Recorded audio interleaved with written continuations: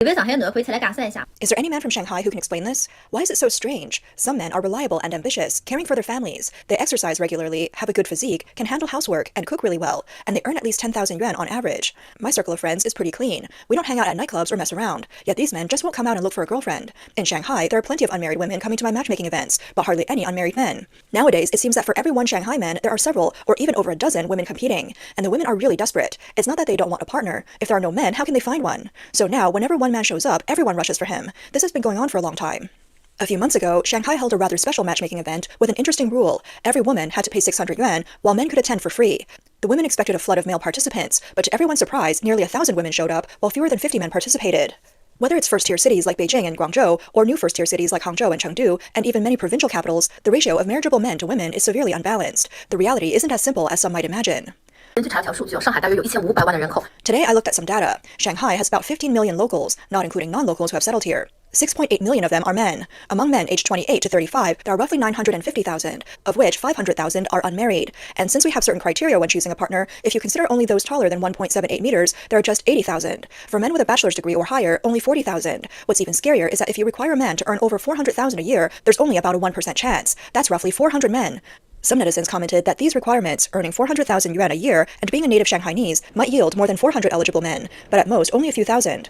However, while unmarried local men in Shanghai are extremely scarce, the city is overflowing with beautiful, mature single women. 上海的美女大龄剩女真是多啊。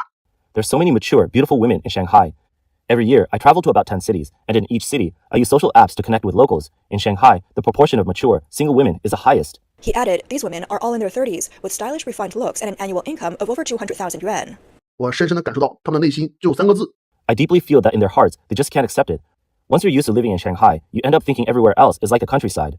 House prices easily reach 100 to 200,000 yuan per square meter, and even an old apartment rents for several thousand a month. It's common to come across elite men earning over $1 million a year. Even a simple bowl of noodles at the mall can cost from a few dozen to over 100, and a taxi ride isn't cheap either. Letting one of these women go back to her hometown would feel like a princess falling into a chicken coop. He added, most of them are doomed never to go back, and they won't get married either. A matchmaking agent said, a lot of these women that are falling into this strong feminine, pushing the feminism and everything, a lot of them, and not every single one of them, because some of them, I guess they really don't care, but some of them a lot of them are lying to themselves, I think, and you don't realize the damage it might do until you're 30, which is like you're seeing in this video here. The pressure doesn't get onto you until you start hitting around 30, around 40, where you're no longer in your peak, where looks are concerned from a look standpoint, and you still don't have a partner. So I mean, hey, it's the world we're living in. I'll say that for a later part of the video, but it's interesting. 为什么一线城市大龄的剩女？ Why are there more and more older single women in first-tier cities? It's simple. When you work in a luxury store for a long time, you start to feel like you're a luxury item yourself, or that the luxury goods in the store should be yours. In other words, when you see so much, your standards naturally rise, and you believe it's only natural for you to have those things. Many girls who have lived in these cities for over 5 years feel like they belong there. No matter if their bank account balance is 0 or even negative, that mindset remains unchanged. She explained further, men are different. When they look at their salaries and the high cost of housing, they just shake their heads and go back to their hometowns. If you check the most remote areas, you'll see there are plenty of single men. Out of the nation's 30 million singles, most of these are in less developed regions. Women, on the other hand, don't face the pressure of buying houses, cars, or paying dowries. Their biggest expense are cosmetics and handbags, which, compared to first-tier city property prices, are just pocket money. That's why they stubbornly hold their ground. And what weapon do they rely on? Their gradually fading looks. Many older single women spend all their money on beauty treatments and cosmetic surgeries, hoping that one day they'll find a rich husband. When asked to lower their standards, they refuse, because in their eyes, lowering themselves is like doing charity. That's why many matchmakers in parks who set up dates for their daughters have a minimum requirement for a man. He must own a house and earn at least $1 million a year. But their own daughters? They only earn around 5,000 a month. So it's no wonder that in the matchmaking market of first-tier cities, there are so few men, because most men know their worth. Now let's hear what one man said on the street about his attitude toward older single women. 超过30岁的大龄剩女 I absolutely refuse leftover women over 30. This one's already 32. Why on earth would I marry her? A reporter asks, but aren't you 35? She's 3 years younger than you, and I've seen that her job is very stable. The man replied, I haven't been unfamiliar with leftover women in my life. Let me tell you, leftover women over 30 all share 6 common flaws. The reporter asked him to elaborate. The young man explained, 第一，年轻的时候见过世面，眼光就高的不行。 First, having seen the world when they were young, they develop sky-high standards and feel that no one is good enough for them. Second, even though their looks have already started to decline, they still live in the glory of their youth, casually dismissing any man as ugly or unattractive. Third, their fertility is on the downturn, so having children in the future may be difficult. Fourth, their personalities are generally hard to get along with. If they were more amiable, someone would have already swept them off their feet. Fifth, it's not about love at all. It's all a transaction. They immediately start negotiating conditions with you, asking about your car, house, salary, and even whether your parents have a pension. It's all calculated. 6. If they once had a decent boyfriend, they use the standards they set for their ex when choosing the next one, insisting that the new guy must be even better. Have they ever thought that if their ex was so good to them, why didn't they marry him? The reporter then commented that the young man's views were too absolute, saying, "So you think that all unmarried women over 30 have problems, but you're 35 and still single? Doesn't that suggest you might have problems too?" The young man answered, "If I have problems, I dare to admit them, but would she dare to admit hers?" Some netizens remarked that men nowadays are becoming increasingly sensible. Many matchmaking events have turned into wish-granting sessions for leftover women. Wealthy men scoff at these events altogether, and for those without money, why subject themselves to such humiliation? For some of the women at these matchmaking events, they claim to be enlightened and independent, yet when it comes to the bride price, not a single Look, man, that's pretty much the direction of the video, talking about where things are headed. Honestly, I love it personally. The delusion can only go so far. Okay, the delusion can only go so far, and I think what we're seeing in real time is the dating market, the world in itself, is just slowly correcting. That's really all it is. I think that's what's happening in real time, and that's what we're seeing, and we're slowly getting back into hopefully what it used to be, where it's not so much of a man versus a woman kind of thing, and people are just bored, so they find different problems to just run it. They find different problems to have with the opposite gender. So I think there's a huge wake up call that's coming, and that's really what it is, man. Men are finally at a position where they realize, at least most of them, because a lot of them are just lost, but we're finally at a position where we realize the blood, sweat, and tears that we put into the empire that we've built, or the positions that we've put ourselves into, it's not about to be easily given up or shared with somebody who doesn't value that or doesn't take that into serious consideration. They're just using you as an ATM, as the video is saying. So that's where we're at, bro. That's honestly where we're at. But I can see and I feel strongly that things will slowly correct themselves. That's what I'm seeing here. Because the people who are in their 30s, mid 30s, 40s, 50s, who are getting the reality checks, at some point is gonna settle in. Okay. So personally, I think it's beautiful. We'll see where it takes us. We'll see where it goes. But it's kind of where we're at right now, I feel like. And I'm not the person to say, this is caused by women or men. I'll leave y'all to decide that below. But it's clear that there's a problem here, right? And from this video, it's leaning more towards the women that have been causing this issue. And I think that they deserve more than something they're qualified for. So, I mean, that situation, again, reality hits you in the face, and it shows you what it is. And you can either accept it and adapt and do what you need to do, or you can, continue to live in delusion. But that's not going to change the situation you're in. penny can be negotiated. A fully paid house and car, along with an exorbitant bride price, have become standard requirements for men in these matchmaking situations. In truth, one might agree to provide a house and car, but would a woman dare reveal her marriage medical checkup results and hotel check-in records? Men are going all out to offer a fully paid house and car simply because they want to marry a pure woman. And isn't that demand reasonable? So, what is the current situation of leftover women in the Shanghai match? It's just sad because, of course, not all women are like this, but unfortunately, from social media, things getting blown up into everybody's faces, this is all we're seeing.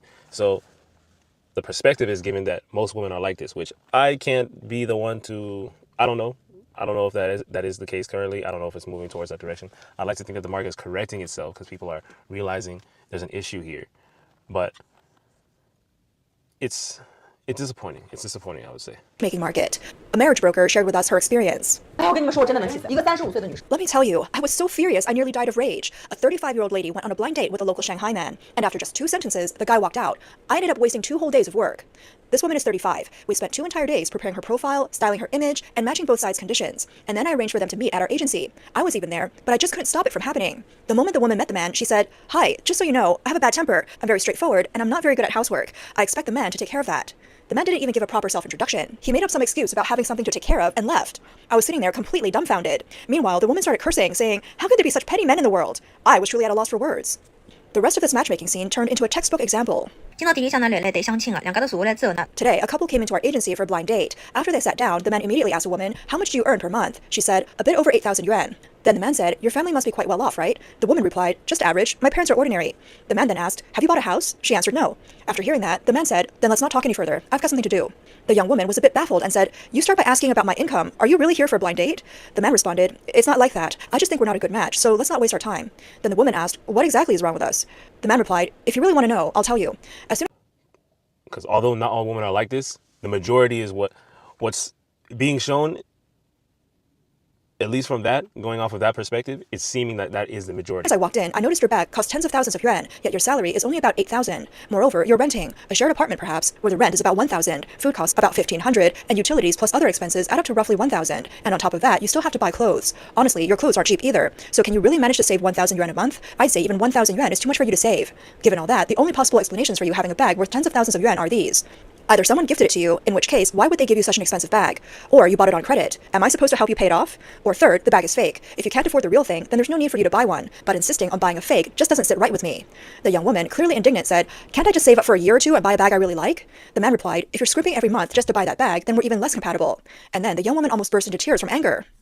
A netizen remarked that the prevalence of leftover women today isn't solely due to their own shortcomings. It's also directly related to the negative influences of our social environment and media discourse. 明明是同类男人比女人多3000万。 She said, what are they promoting? That there are over 30 million more men than women? That bachelors are everywhere? So why has the situation reversed now? At first, I didn't understand, until I saw this comment online. The comment read, woman, age 34, residence, first-tier city, occupation, white-collar worker, still single. This woman claimed that her requirements weren't high at all. She expects her partner to have a Shanghai residency, own a house, hold a postgraduate degree, and earn an annual salary of 1 million yuan. And he also has to be handsome and be able to cook. Some netizens replied, aren't those requirements way too high? To which she responded, how can that be high? Didn't that person in so-and-so's book and that person on TV eventually turn their lives around and succeed? This makes me think what we call leftover women is merely a facade. The real truth behind it is that these women are spoiled. She continued, some might say, isn't it that they just haven't found the right partner? How does that amount to being spoiled? This netizen explained that the root cause of the issue might be understood from an industry insider's perspective. When companies hire the media for advertising, those targeting a predominantly female audience are willing to spend more money, and the rates are significantly higher than for audiences that are mostly male. Why? Because studies show that women's average spending is more than twice that of men, and women are willing to spend big. So, to get women to willingly open their wallets, capital and the media start to court them, ultimately smothering them with praise. She elaborated on how this overpraising works. No matter how old a woman is, she's always addressed as Miss, Goddess, or Fairy. Nowadays, even merchants have renamed Women's Day as Goddess Day. They constantly stress that women must always maintain their looks, with beauty being the top priority. And even if a woman isn't naturally beautiful, businesses will say, there are no ugly women, only lazy ones. Or, you must take care of yourself, dare to spend money on your appearance.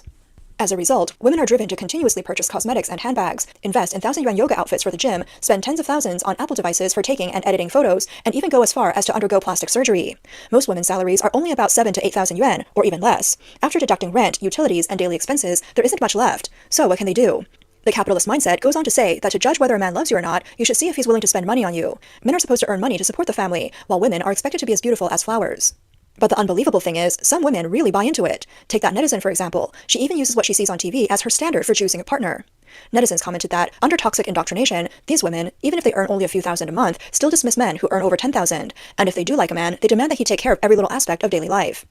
So they'd rather stay single than get married, just waiting for that rich guy to show up. As they age and youth fades away, do you think the market will cut you some slack? Not at all. In TV dramas from 10 years ago, the storyline was usually about a domineering CEO falling for a Cinderella. But now there's a big push for relationships where older women date younger men. No matter how old you are, you're told there are countless handsome, wealthy young men lining up for you, urging you to become a refined big sister. And how do you stay refined? By constantly maintaining your looks and buying more stuff. One netizen tried to warn everyone. Love is the beautiful fantasy of romanticism, but married life is the reality of everyday necessities. Don't fall into the trap set by capital, and don't lose yourself in the smothering praise. Finally, let's take a look at a... It's a global epidemic. I saw somebody comment that it's a global epidemic, bro. But yeah, y'all, what y'all think about this? Where are we headed? Where are we going? Let me know below.